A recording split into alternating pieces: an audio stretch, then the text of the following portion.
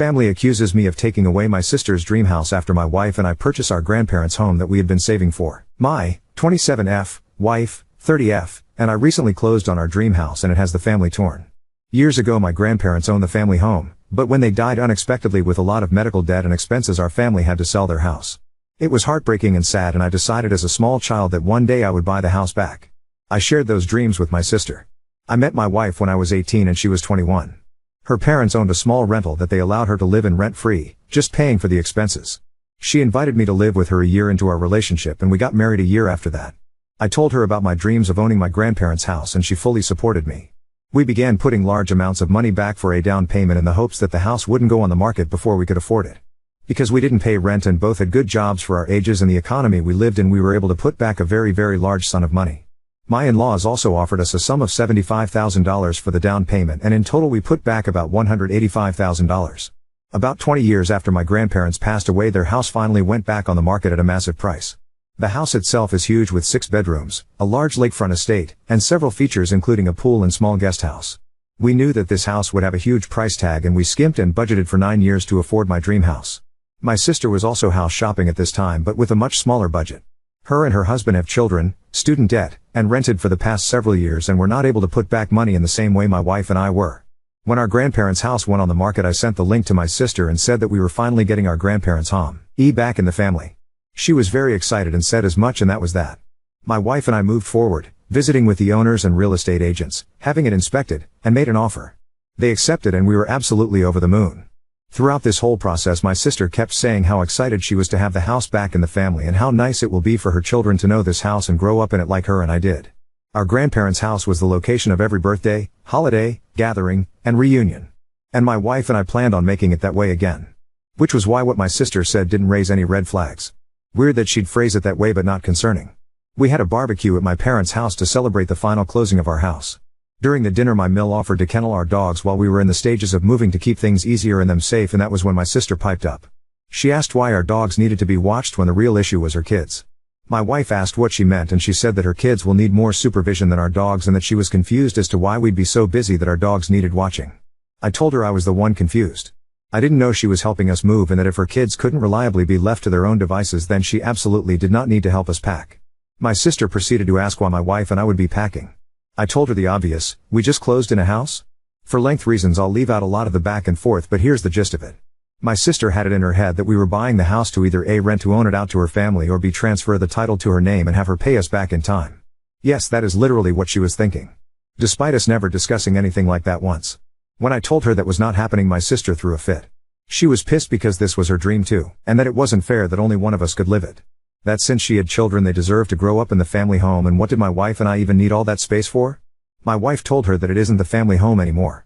It wasn't left in a will, we purchased it and now it is our home. And we decide what we will do with it. My sister told my wife to shut up and that she had no say in this family discussion. I informed my sister that if she spoke to my wife that way again we would not be having any kind of contact with her anymore. That she doesn't get to assume we're giving her a house and then throw a hissy fit when she's put in her place. And we left. My in-laws spoke to us on the matter a few times but all told us we were in the right and that my sister was very out of line. I assumed everyone would agree but if they did I wouldn't be on this thread. I got texts and voicemails from my parents saying that we were out of line threatening my sister. They told me they were disappointed in me for taking my sister's dream from her and that I don't have kids so I can't understand or want to provide them with a good home and childhood like she had. That it's only fair we set up a way to give her the house and that we could afford to find something else. Even my more distant relatives have said that it was cruel of us to take that from her. I'm honestly super shocked and taken aback. I've seen stories similar to this on Reddit, entitled people thinking they should get their relatives' houses, but I never expected to live it. This feels surreal and I hate that we're starting this new chapter out on such a sour note.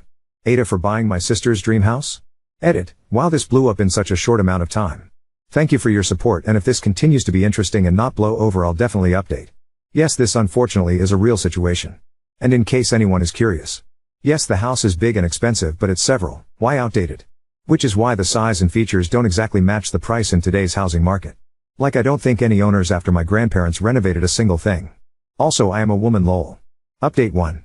To those who suggested getting a security system in place, we are going to do that, but the house is not in a place where a security system can be installed. For the time being we're looking into getting some battery power trail cameras as suggested by one Redditor. I can't find your comment in the sea anymore but you know who you are. We don't have to worry about internet access and they won't be in the way of renovations. We are restoring the house back to its original glory, pre-carpeted bathrooms and mismatched wallpaper. Besides fixing broken shit and upgrading old appliances, we'll be having the floors redone, paint, wallpaper, new windows, and opening up some walls that shouldn't be there. For the next 2 weeks my wife and I will be meeting with people coming out to work on electricity, plumbing, and a few other things, and we do have a consultation with a home security company. Along with cameras, we're looking to get alarms and door codes and set up an access gate around the property. One of those that needs either a passcode or to be let in by someone in the house. We've already made an appointment to have the locks changed and aren't concerned about my family trying to squat there. My in-laws have allowed us to park their camper trailer on the property while work is being done, not only for peace of mind but to avoid commuting back and forth multiple times daily. For the actual update. I was hesitant to post this update since it's so soon after my original post, but I guess enough has happened for it to be useful information. The events of the barbecue took place last week, but I only got around to writing it all out yesterday. I sent a message to my parents and siblings yesterday evening asking to meet up to talk things through and try and figure what's wrong and what exactly the hell is happening. Earlier today my wife and I met my parents and my brother's family at his house before my sister arrived. I let them know that if they tried to interrupt or control the conversation we would leave. I told them that I never once even suggested my sister would be allowed to rent out the house or buy it from us. That you didn't know where she got the idea from, and showed them the text strings where I first sent her the listing and every conversation where I updated her on the progress. My mom asked to see the rest of the conversations about the house and I told her there were none. She informed me that my sister told them all that we had made an agreement that my wife and I would purchase it and then rent it out to my wife's family until they'd paid enough to buy it. That we would live in the guest house and they'd get the main house. She told them that we had went back on our deal and had absolutely shattered her dreams of raising her kids in the house she grew up in. We gave our side and it wasn't difficult at all to convince my parents that we were telling the truth. With the lack of evidence on my sister's part and absolutely no legal documentation, my parents didn't even attempt to try and back up what she told them. My parents were very apologetic and let us know that they never would have said those things to us had they known the truth and that they supported us 100%. My brother was supportive of us as well, but he was never one of the people harassing us over this, so his reaction is less important. Around then my sister and her husband showed up. My Bill is a doormat and will give my sister whatever she wants, so I wasn't expecting much from him. I asked her to produce any of the necessary evidence to prove that I told her we'd rent the house out to her. That her lie was ill-conceived and that she better have a good explanation. She attempted to suggest that I had deleted the conversation, but when she couldn't produce said messages, either her story fell apart. She started crying, saying it wasn't fair that we got everything handed to us and that we didn't need a house this big and that we were rubbing our wealth in her face. So to my understanding she thought she could trick everyone into bullying us into renting our house out to her? I guess? Like some kind of fucked in the head Scooby-Doo villain? Instead of using ghosts to scare us away, she's using a fake rental agreement that she didn't even attempt to make look or sound legit. We let her know that she had a lot of apologizing to do before we'd consider having a relationship with her moving forward and that she wouldn't be welcome in our home for a long time. At the moment our relationship with my parents is rocky at best, for obvious reasons. They let us know that they're here to support us if we need moving assistance or help with renovations, but it'll take some good hard thinking to decide if we're okay with that. We will not be giving anyone in my family a spare key, but my wife's parents will receive one for emergencies. The house won't be in a state to host guests for a bit, so we are choosing to cross the "can my family be trusted" at our home bridge when we come to it. To answer some common questions I've noticed in the comments.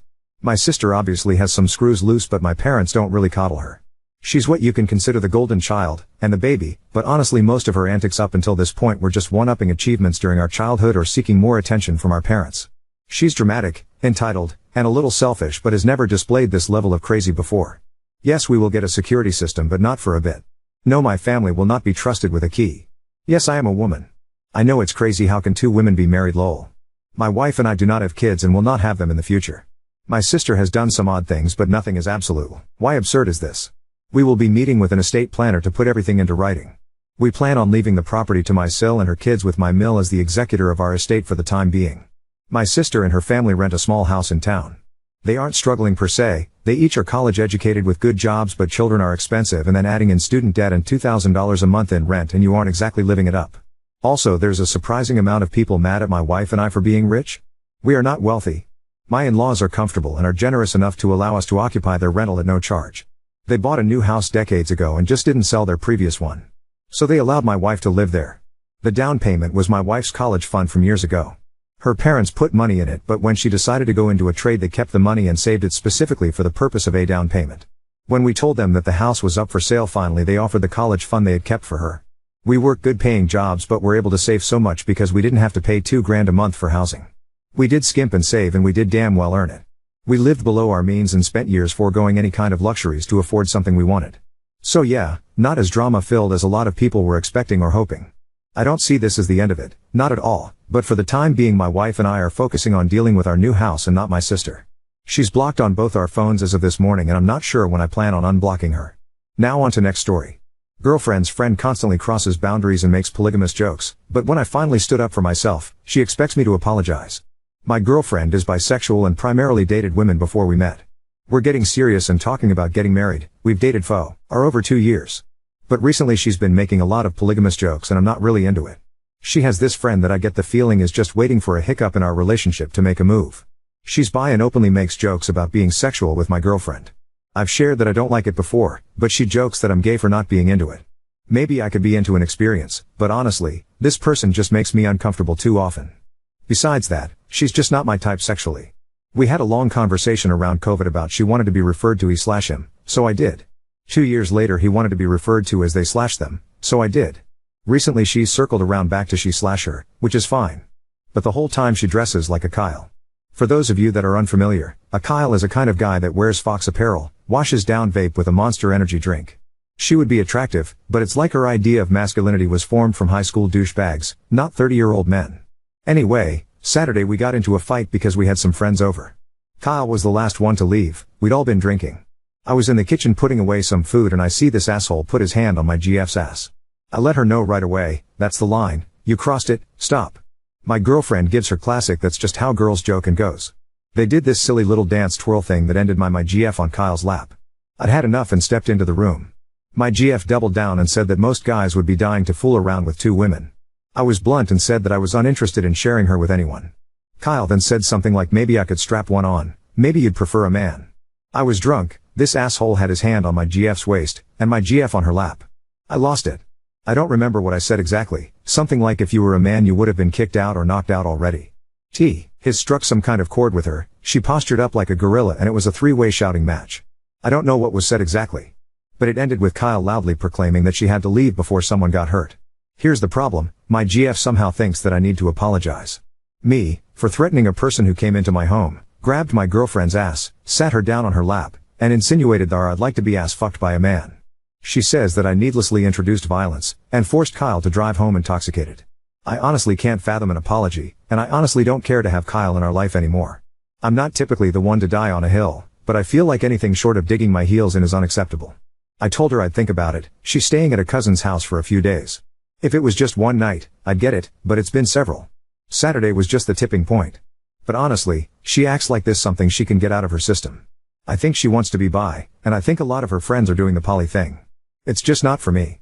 I want one partnership with one person. All of her poly friends are in relationships but they come and go, there's nothing concrete there. She claims to want kids, she claims to want commitment. But her actions say otherwise. Update 1. She arrived yesterday with a peace offering from our favorite ice cream shop and wanted to set things aside so we could settle down and catch up on the new episode of Hot. I told her that I was uncomfortable just eating ice cream and watching TV with the elephant in the room. I think that she could sense that I was in a different mood than she expected. The talking points were as follows. I mentioned that I felt no need to apologize, and referenced that Kyle had never apologized for disrespecting me in my home on other occasions. And THST the average person would display hostility towards someone who acted the way Kyle acted. Her response was that she felt it was a first-time offense and that she had no idea I felt so strongly towards the jokes in the past. I cut her off and told her that she wasn't listening to me if that was how she felt. She stated that I introduced violence, and that's what I should be apologizing for. I stood my ground and said that any person who touches another person's spouse sexually in front of them, without their consent should understand that they're going to provoke a reaction. Given that I actually have boxing experience, I showed restraint. She made this weird point that, because I have boxing experience I should somehow be more careful about provoking violent situations because I know that a fight between Kyle and I is a mismatch. Which I easily countered with the fact that I didn't provoke the situation, Kyle did, and my girlfriend not seeing that as a problem. She mentioned that it was reckless for me to kick out an intoxicated guest. I easily retorted with Uber fucking exists. There's no reason to drunk drive in 2024. If she dies in DUI it's because she was too cheap/stupid to pay the $15 to get a ride there. I looked it up yesterday. Her stupidity is not my responsibility. I asked her if she'd slept with Kyle in the past. She said no. Maybe I'm biased and not to be trusted, but I believe her. I told her that it makes me super uncomfortable that she keeps pressuring me into having sex with someone I'm unattracted to. This is compounded by the fact that I've had to jump through hoops to make sure that Kyle was comfortable with her sexuality over the years. This is the curveball I didn't expect. She claimed that Kyle actually likes me for that reason. That Kyle shows her affection like a schoolyard idiot. That Kyle feels comfortable with the both of us. My girlfriend feels comfortable with Kyle, so their intention was to gauge my comfort level and proceed. Obviously I brought up that I wasn't sexually attracted to Kyle in any way. And she hadn't helped her cause by treating me the way she has that night or the nights prior. My girlfriend reinstated that she was unaware that my feelings before were as strong as they are because I didn't display emphasis or something.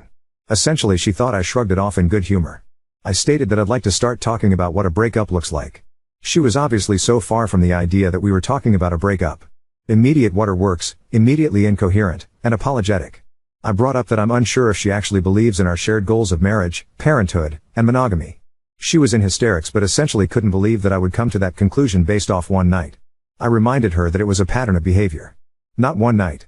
She then backpedaled and said that her polygamous behavior was a part of her life she wanted to share with me before we were married. And she believed that she was presenting it in a way that she thought would be appealing to me. I think she thinks I have porn brain. But I reminded her that I'd showed a lack of interest before, and that in my opinion this wasn't the first time she'd pitched fooling around with Kyle. She circled back to insisting the other times were jokes. I told her that if she believes that, she either wasn't listening to me or not taking me seriously. I brought up that it wasn't okay that they called me gay because I didn't want to engage with their ideas. I brought up the hypocritical nature of her friend group being so inclusive. But making fun of my sexuality when I didn't want to participate in their games. She was hyper-apologetic, and didn't understand that it was a problem until I framed it in had the shoe been on the other foot, it would never be acceptable.